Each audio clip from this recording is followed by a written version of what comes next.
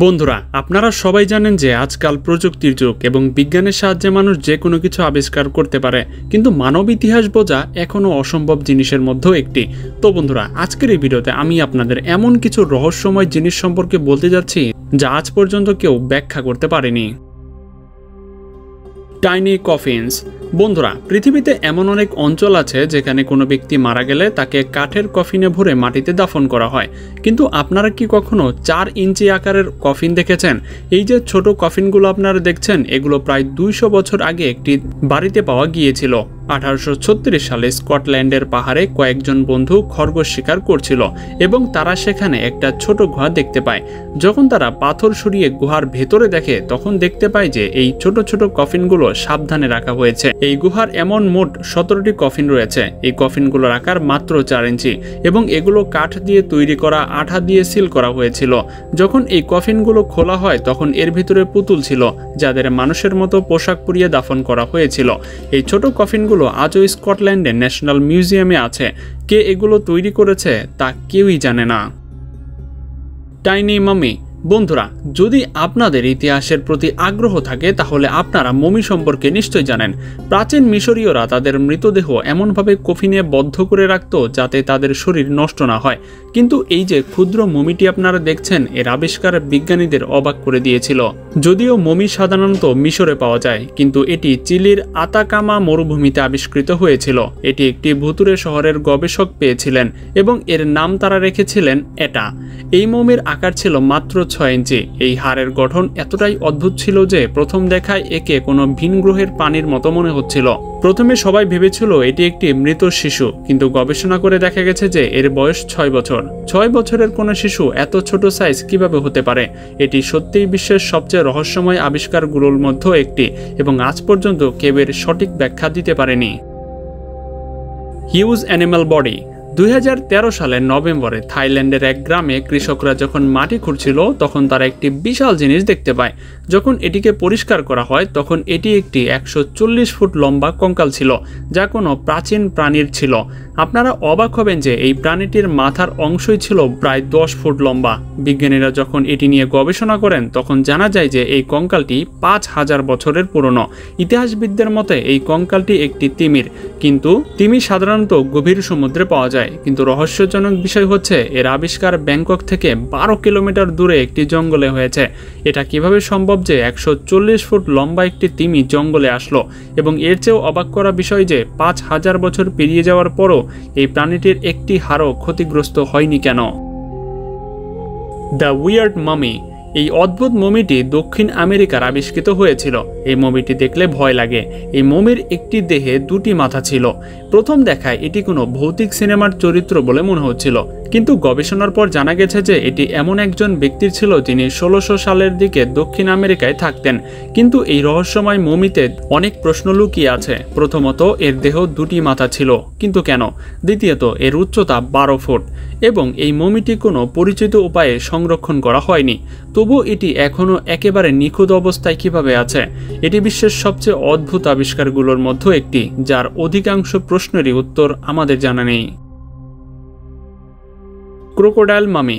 2020 সালে গবেষকরা মিশরের আসওয়ান অঞ্চলের কাছে খনন করার সময় একটি গুহার ভিতরে একটি কুমিরের মাথা দেখতে পান।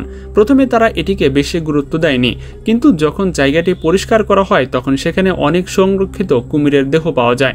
আসলে এই কুমিরগুলোর পেট কেটে তাদের শরীর থেকে অঙ্গ প্রত্যঙ্গ বের করে এবং তাদের মমি তৈরি করে এখানে দাফন করা হয়েছিল।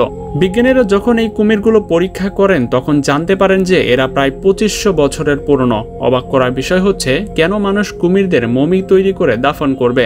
এই কুমিরগুলোর মমি এত নিখুঁত অবস্থায় ছিল যে যা দেখে মনে হচ্ছিল যেন মাত্র কয়েক মাস আগে দাফন করা হয়েছে। কিছু সূত্র অনুসারে মিশরের ফেরাউনরা কুমিরকে বলি দিত এবং তাদের মমি তৈরি করে দাফন করত, কিন্তু এর আসল সত্য কেউ জানে না এবং এটি আজও একটি অমীমাংসিত রহস্য। Giant human skeleton. পেনসিলভেনিয়ায় যখন শ্রমিকরা খনন করছিল তখন তারা মাটির নিচে একটি বিশাল মানব হাড় দেখতে পায়।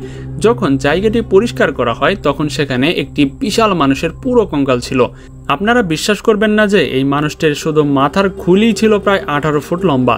এমন বিশাল মানবদেহ পৃথিবীতে আজ পর্যন্ত দেখা যায়নি। এই আবিষ্কার বিজ্ঞানীদের হতবাক করে দিয়েছে। তবে ইসলামিক ইতিহাস থেকে আমরা জানতে পারি যে হযরত আদম আলাইহিস সালামের উচ্চতা প্রায় 30 ফুট ছিল এবং নিশ্চিতভাবে সেই সময় হযরত আদম আলাইহিস সালাম ছাড়াও সাধারণ মানুষও বেশ বিশালই ছিলেন। এটি সত্যি আল্লাহর শক্তির এক অন্যতম নিদর্শন। The weird skeleton. পুরাতত্ত্ববিদরা বিশ্বের বিভিন্ন স্থানে ঐতিহাসিক জায়গাগুলোতে খনন করে থাকেন, কিন্তু সম্প্রতি কোসিসে পুরাতত্ত্ববিদরা এমন কিছু পেয়েছে যা বিশ্বে আগে কখনো দেখা যায়নি। যখন তারা সেখানে খনন করছিলেন তখন তারা একটি সিন্দুক পান। যখন সিন্দুকটি খোলা হয় তখন এর ভেতরে এই অদ্ভুত কঙ্কালটি ছিল। সিন্দুকের ওপরে নিউভা লেখা ছিল। আসলে এই নিউভা একজন জার্মান নাগরিক ছিলেন যিনি 1948 সালে তার ঐতিহাসিক পকেটগুলোর সন্ধান করতেন। এই দল এই কঙ্কালটি কোথা থেকে পেল এবং কেন এটি বিশ্ব থেকে লুকিয়ে এখানে দাফন করলো তা কেউ জানে না। অবাক করা বিষয় হচ্ছে এই কঙ্কালটি পৃথিবীর কোনো প্রাণী বা মানুষের নয়। বিজ্ঞানীদের মতে এটি যে জিনিসই হোক না কেন দেখতে খুবই অদ্ভুত ছিল এবং এটি 2 পায়ে হাঁটত। এটি আজও একটি অমীমাংসিত রহস্য। Lords of মামিস। 2019 সালে পুরাতত্ত্ববিদরা যখন মিশরের লুক্সরে অনুসন্ধান করছিল তখন তারা অনেকগুলো কাঠের কফিন খুঁজে পান। এই কফিনগুলো একটির উপরে আরেকটি করে মাটিতে রাখা ছিল এবং সবগুলো কাঠ দিয়ে তৈরি ছিল।